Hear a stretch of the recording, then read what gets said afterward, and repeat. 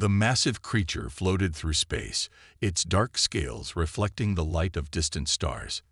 Military ships kept their distance, their crews watching with fear as the legendary Warbeast passed by their sector. It was bigger than 3 space shuttles combined, with armor stronger than any battleship and claws that could tear through steel like paper. This particular Warbeast had earned a special name among space travelers: the Nightmare. In the past 5 years alone, it had destroyed 3 space stations, 17 military vessels, and countless smaller ships. No one knew exactly what it wanted or why it attacked. The only thing everyone knew was that it couldn't be stopped. Another failed attempt to contain the beast, announced Admiral Rose to the Galactic Council. She stood in the center of the Grand Meeting Hall, surrounded by representatives from 100 different alien species. Our most advanced warships couldn't even get close enough to use their weapons. The council members whispered among themselves. They had never faced such a difficult problem before. The Warbeasts were not natural creatures.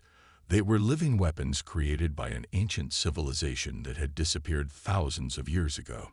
These beings were meant to be controlled, to serve as guardians and protectors, but no one had ever figured out how. "The Blue Star Empire tried using mind control devices," said one council member, his antenna twitching nervously. "Their best scientists worked for years on the project. The Warbeast destroyed their research station in less than an hour. The Crystal Hive attempted to trap one in an energy field," added another. "They used enough power to run a small planet. The beast broke free in minutes." Admiral Rose nodded grimly. "And let's not forget the attempt by the Ancient Order. Their warriors trained for decades in the art of beast mastery. 20 of their finest masters approached a warbeast together." She paused, looking down at her notes. None of them survived. The Nightmare had proven to be the most dangerous of all warbeasts. It seemed to actively seek out populated areas, though it would sometimes ignore smaller settlements. Its attacks followed no pattern that anyone could understand. The beast would suddenly appear near a space station or colony, cause massive destruction, and then disappear into the depths of space. "There is something else," Admiral Rose continued. "Our deep space sensors have detected changes in its behavior. The Nightmare has begun moving with purpose, following a specific path through the galaxy." She pressed a button, and a holographic map appeared above the council table. A red line showed the beast's trajectory. The council members leaned forward, studying the path. One of them, an elder with silvery skin, suddenly stood up. "That course. It leads directly to the outer colonies. There's a newly established settlement in that sector." "Yes," Admiral Rose confirmed. "A human colony world called New Haven. Population approximately 5,000. They're mostly researchers, farmers, and their families." She looked around the room, her expression serious. "The Warbeast will reach their system in less than a month." The council chamber erupted in worried discussions. Humans were among the newest members of the galactic community. They were still considered primitive by many species, with relatively basic space technology and limited defensive capabilities. "We cannot allow another massacre," declared the council leader, rising from his seat. "This time, we must stop the beast before it reaches its target. I hereby authorize the use of any means necessary. If we cannot control it, then we must destroy it." As the council members voted unanimously to approve this decision, none of them could have imagined that the solution to their problem was already waiting on that small human colony, and it would come from the most unexpected source. A small boy who knew nothing about the terror of the Warbeasts or their infamous reputation. The Nightmare continued its journey through space, moving steadily toward New Haven, while behind it, the greatest fleet ever assembled began to gather. The stage was set for either humanity's greatest tragedy or its most surprising triumph. Life on New Haven was different from Earth in many small ways. The sky had a slight purple tint, the grass was bluer than green, and the days were a bit longer. But for 6-year-old Tom, who had never seen Earth, this was simply home. He sat on the front porch of his family's research station, watching the strange local animals that his parents studied. His favorite was a six-legged creature that looked like a mix between a deer and a rabbit. Tom called them hoppers, and they often came close to the house early in the morning. "Tom, breakfast is ready," his mother called from inside. She was busy looking through data on her computer screen while putting food on the table. Dr. Lisa Reed was one of the colony's lead scientists, studying the wildlife of New Haven alongside her husband. Tom's father, Dr. James Reed, was already at the table, writing notes about yesterday's observations. "You won't believe what the sensors picked up last night," he said as Tom sat down. "We found a new species in the northern forest. It's bigger than anything we've seen so far." "Can we go see it?" Tom asked excitedly, his eyes lighting up. He loved going on research trips with his parents. Before either parent could answer, the colony's emergency alarm started blaring. The sound was loud and unfamiliar. Tom had only heard it during monthly tests. Never like this. His father's computer screen lit up with urgent messages. His mother quickly moved to read them, her face growing pale. "James, it's coming here," she whispered, but Tom could still hear her. "Everyone to the community center immediately." The colony leader's voice boomed through the speakers placed around the settlement. "This is not a drill. I repeat, this is not a drill." Tom watched as his parents quickly grabbed their emergency bags, always kept ready by the door. His mother picked up Tom's own small backpack, the one with his favorite toy dog inside. They had practiced this before, but something felt different this time. His parents seemed scared, not just serious like during the drills. At the community center, almost all 5,000 colonists gathered in the main hall. Tom saw his friend Mike from school, but before he could wave, the colony leader stepped onto the stage. "We have received word from the Galactic Council," the leader announced, his voice steady but grave. "A Class X threat is approaching our system. For those unfamiliar with the classification, this is a warbeast, one of the most dangerous creatures known to exist." Gasps filled the room. Tom didn't understand why everyone was so afraid. He had learned about many dangerous animals from his parents, but they always said that most creatures were only dangerous if you didn't understand them. "The military will arrive in 20 days, the leader continued, "but the warbeast will reach us in 15.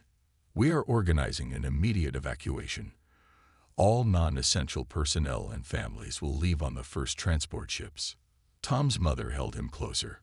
"We'll be on the first ship out," she whispered to his father. "The research can wait." But Tom wasn't listening anymore. His attention had drifted to the large screen behind the colony leader, showing an image of the approaching warbeast. While others saw a monster, Tom saw something else entirely. The way it moved, the shape of its head, the way its tail swayed. It reminded him of the videos his parents had shown him of Earth animals, especially the big dogs that used to help ancient humans hunt. As the colony rushed to prepare for evacuation, no one noticed the thoughtful look on Tom's face. No one realized that this small boy, who had grown up studying animals with his scientist parents, was seeing something in the warbeast that all the military experts and alien scientists had missed for centuries. The next few days would change everything, not just for New Haven, but for the entire galaxy's understanding of these ancient creatures. And it would all begin because a child saw past the fear that blinded everyone else. The evacuation of New Haven was happening faster than anyone had expected. Within 3 days, half of the colony's 5,000 people had already left on emergency transport ships. Those who remained worked quickly to pack up important equipment and research data. Tom watched from his bedroom window as another transport ship took off, its engines glowing bright against the purple morning sky. He was supposed to be packing his toys, but something else had caught his attention. The colony's security screens were showing the warbeast's approach. It was much closer now. "Tom, are you ready?" his mother called, entering his room. "Our transport leaves in 2 hours." She stopped when she saw him staring at the security feed. "Don't worry, sweetie. We'll be long gone before it gets here." But Tom wasn't worried. He was curious. "Mom, look," he pointed at the screen. "It's moving just like the hoppers do when they're looking for food." His mother paused, looking at the screen more carefully. As a scientist, she had learned to listen when someone noticed a pattern, even if that someone was her 6-year-old son. The warbeast's movement did seem familiar somehow. Before she could think more about it, the colony's alarm system blared again. "Emergency! Emergency!" The speakers boomed. "The warbeast has increased its speed. All remaining colonists proceed to emergency shelters immediately." Tom's father burst into the room. "It's coming much faster than they predicted. We need to get to the shelter now." He grabbed Tom's emergency bag while his mother picked up Tom. They ran with other colonists toward the underground shelter. The morning sky had turned dark as storm clouds gathered, a common weather pattern on New Haven. Through gaps in the clouds, they could see something massive moving in the upper atmosphere. The ground shook as the warbeast entered New Haven's atmosphere. Its massive body cast a shadow larger than the entire colony. People screamed and ran faster toward the shelter. In the chaos, Tom stumbled and dropped his favorite toy dog. "My toy," he cried, turning back. "Leave it," his father shouted, but Tom had already slipped from his mother's grasp. He ran back through the crowd toward his fallen toy. "Tom, come back," his mother screamed, but her voice was lost in the noise of the panicking crowd. Before his parents could reach him, the shelter doors began to close automatically, a safety protocol that couldn't be stopped. Tom ran through the empty streets, finally finding his toy near the colony's farm fields. As he picked it up, the ground shook again. He looked up and froze. The warbeast had landed in the clearing just beyond the fields. It was enormous, bigger than any building in the colony. Its scales shimmered with colors Tom had never seen before, and its eyes glowed like distant stars. Everyone had described it as terrifying. But up close, Tom saw something different. The creature's head was lowered, its nostrils flaring as it smelled the air. Its tail moved slowly from side to side, just like the colony's censor animals did when they were exploring new territory. Most importantly, it wasn't attacking anything. It was just looking around. Tom remembered what his parents always taught him about animals. Most creatures act aggressive because they're scared or don't understand what's happening around them. Without fear clouding his judgment, Tom could see signs that everyone else had missed. The way the warbeast held its head, how it moved its feet carefully to avoid crushing things, how it kept looking around. It wasn't hunting. It was searching for something. Standing there in the empty colony, holding his toy dog, Tom did something that would be talked about across the galaxy for centuries to come. Instead of running away, he took a step forward. The warbeast's massive head turned toward him, its star-bright eyes focusing on the tiny human child who, for the first time in its long existence, showed no fear at all. The warbeast and the small boy stared at each other in the empty colony. Rain began to fall softly from New Haven's purple sky, creating small puddles between them. Tom held his toy dog tightly as he watched the massive creature, noticing how its scales changed color slightly in the rain, just like the wings of the flying creatures his parents studied. Inside the colony's emergency shelter, the security screen showed what was happening. Tom's parents pushed through the crowd, desperate to see if their son was safe. When they saw him standing in front of the warbeast, his mother almost fainted. "We have to do something," his father shouted, but the colony leader held him back. "The doors are sealed for everyone's safety," the leader explained sadly. "Opening them now could endanger everyone here." But on the security screens, something unexpected was happening. The warbeast, known throughout the galaxy as the Nightmare, wasn't attacking. It was watching Tom with what looked like curiosity. Tom remembered all the times he'd helped his parents study new animals. They always said the most important thing was to let the animal know you weren't a threat. Slowly, he sat down on the wet ground, just like he did when watching the hoppers. The warbeast tilted its massive head, its star-bright eyes blinking in confusion. No one had ever reacted to it this way before. Usually, There was screaming, running, or shooting. But this tiny creature just sat there, looking up at it with interest. "Hi," Tom said softly, the way he greeted new animals. "I'm Tom." He held up his toy dog. "This is Buddy. He's not real, but he looks like the dogs that lived on Earth. My parents showed me videos of them." The warbeast lowered its head closer to the ground, bringing it down to about 10 feet above Tom. Its nostrils flared, smelling both the boy and the toy. In the shelter, everyone watched in amazement. "Look at its body language," Tom's mother whispered, her scientist's mind starting to work despite her fear. "It's displaying curiosity behavior, just like when we observed the hoppers investigating something new." Tom noticed something else too. The warbeast's tail was moving in a slow, steady pattern, left to right, just like in the videos he'd seen of happy dogs. Without thinking about it, he smiled and did what came naturally when meeting a new animal. He held out his hand, palm up, the way his parents taught him. The warbeast stared at the tiny offered hand. In all its centuries of existence, through all its battles and destruction, no one had ever made such a simple, peaceful gesture. Slowly, carefully, it lowered its enormous head until its nose was just a few feet from Tom's hand. Inside the shelter, people held their breath. The colony's security chief was ready to trigger the emergency defense systems, even though everyone knew they would be useless against a warbeast. But Tom wasn't afraid. He could see what the grown-ups couldn't. The warbeast's eyes weren't angry or scary. They looked lonely. "It's okay," he said softly. "I won't hurt you." The warbeast made a sound then, not the terrifying roar that had destroyed space stations, but a low, rumbling purr that reminded Tom of the big cats he'd seen in Earth videos. Its head came down those last few feet, and very gently, it touched its nose to Tom's small hand. The touch lasted only a moment, but it changed everything.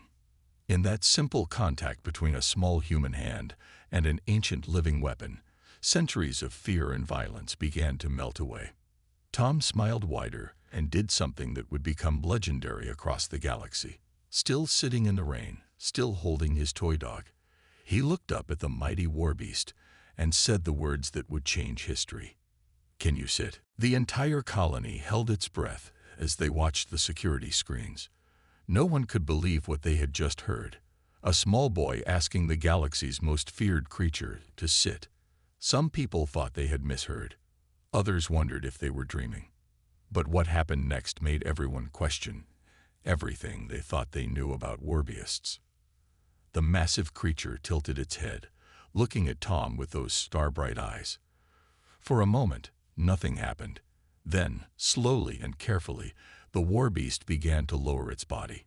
Its huge legs folded beneath it, and its tail curled around its side. Within seconds, the most dangerous being in known space was sitting quietly in the rain, looking down at a 6-year-old boy. "Good boy," Tom said happily, just like he'd seen people do with dogs in the old Earth videos. The warbeast's tail moved faster, making a sound like distant thunder as it hit the ground. In the shelter, Tom's mother grabbed her computer tablet with shaking hands. "Look at this," she exclaimed, pulling up ancient files about Earth animals. The tail movement, the body position. It's exactly like the social behaviors of domesticated Earth dogs. "That's impossible," the colony's security chief said. "This is a warbeast. It's destroyed entire space stations. It can't be domesticated." But Tom wasn't done. Still sitting in the rain, he reached into his pocket and pulled out a snack, a protein bar he'd saved from breakfast. He unwrapped it and broke off a small piece. "Would you like a treat?" he asked, holding up the piece of food. "You have to be gentle, okay?" The adults in the shelter nearly had heart attacks as they watched the warbeast slowly lower its massive head. Its mouth, filled with teeth larger than human arms, opened slightly. With more care than anyone thought possible from such a huge creature, it took the tiny piece of food from Tom's hand. "The ancient records," one of the colony's historians spoke up, his voice filled with wonder. We always thought the warbeasts were weapons, but what if we were wrong? What if they were meant to be companions? Tom's father nodded slowly. Think about it. Why would an advanced civilization create living weapons that couldn't be controlled? But if they were meant to be companions, like Earth's dogs, then they've been acting aggressively because everyone's been treating them like weapons. Tom's mother finished. They've been scared and defensive, not naturally violent. Outside, Tom had stood up and was patting the warbeast's nose. "You're a good boy," he said softly. "You've been all alone, haven't you?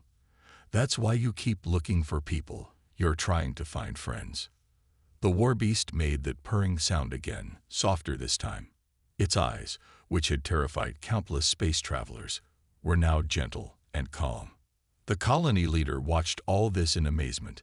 He pressed a button on his communicator, connecting to the Galactic Council's emergency channel. "This is New Haven Colony," he said, his voice still shaking slightly. "Cancel the military response. I repeat, cancel the military response. We've made first peaceful contact with a warbeast, and you're not going to believe how we did it." As the rain began to ease, more people gathered at the shelter's viewing windows. They watched as Tom taught the warbeast another command: "Lay down." The mighty creature followed the simple instruction, carefully stretching out on the wet ground, looking for all the world like an oversized, scaly dog. Everything we thought we knew about them was wrong, the colony's head scientist said, shaking his head in wonder. All our advanced technology, all our military might, and in the end, it took a child's kindness to show us the truth. The news was already spreading across the galaxy. A human child had done what no one else could. He had discovered the true nature of the warbeasts, not through force or technology, but through something much more powerful, simple, innocent kindness. News traveled faster than light across the galaxy. Within days, every planet, space station, and colony had seen the recordings from New Haven.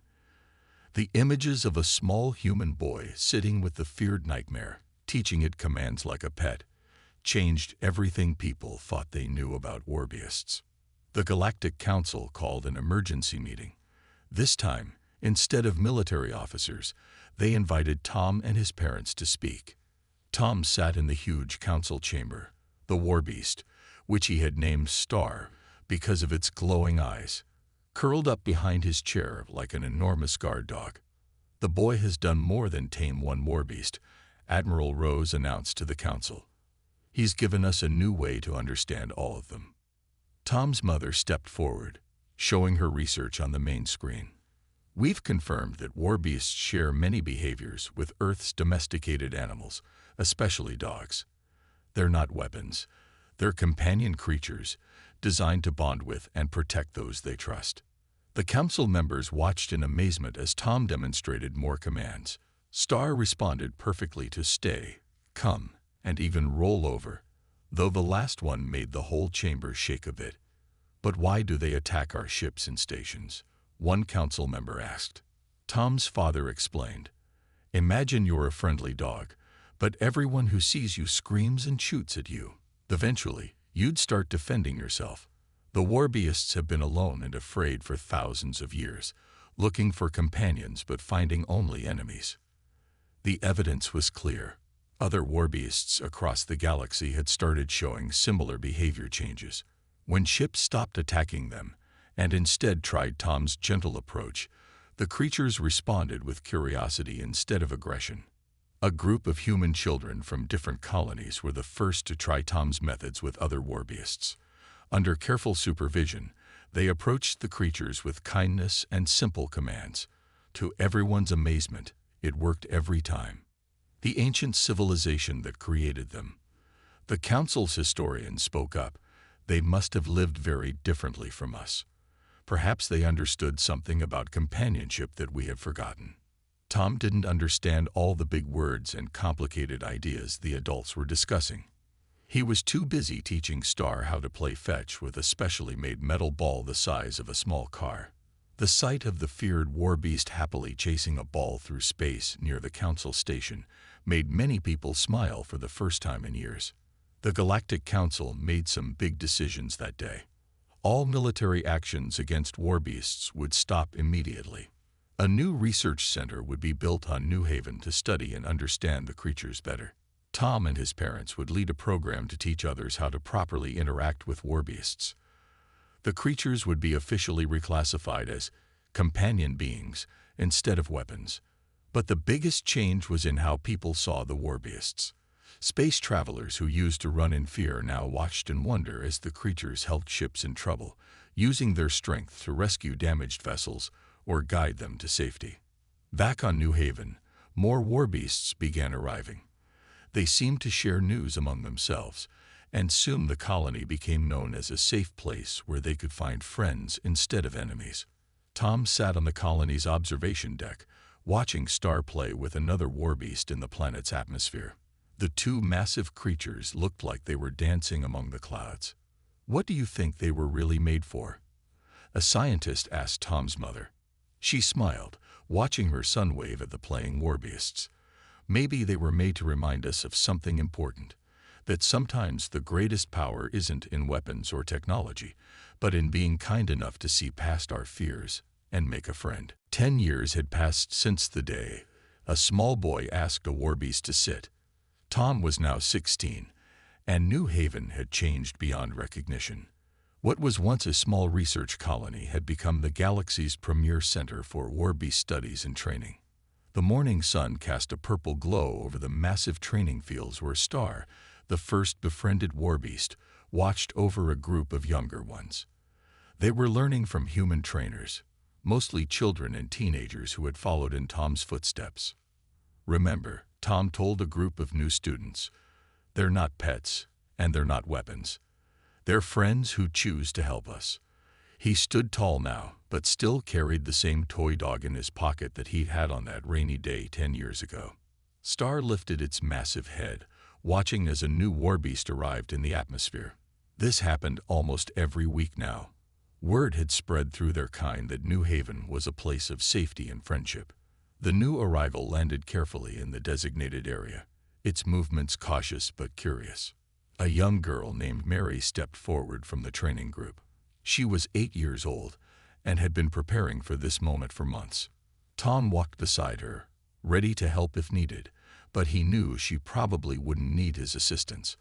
"Hi there," Mary said to the new warbeast, holding out her hand just like Tom had taught her.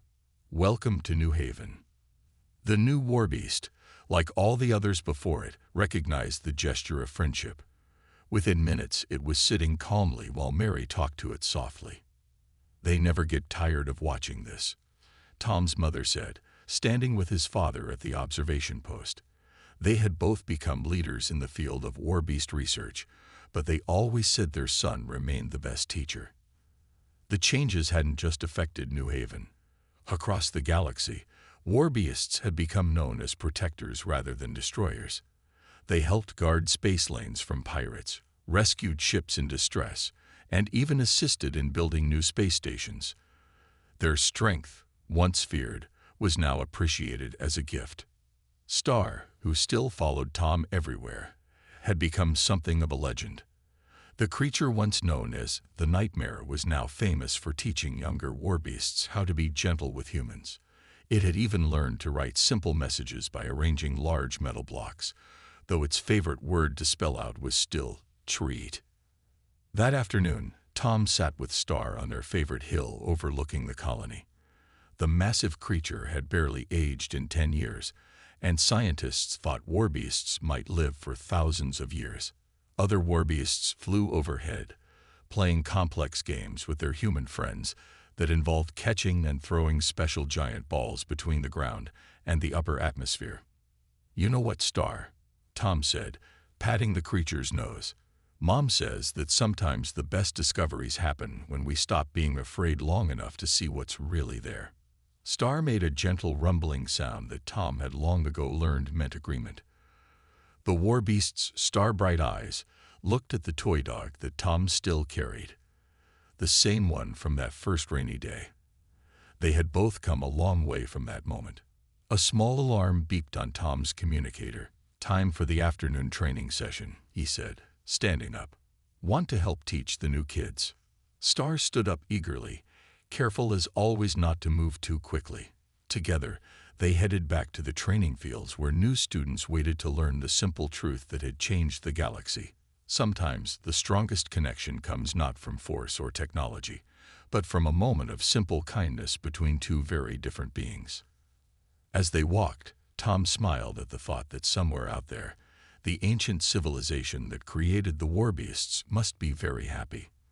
Their companions had finally found their way home, not to their original masters, but to new friends who had learned to see them with the innocent eyes of a child. Behind them, the setting sun turned New Haven's sky to deep purple, while above, Warbeasts and humans played together among the stars. The galaxy had changed, all because a little boy had been brave enough to be kind.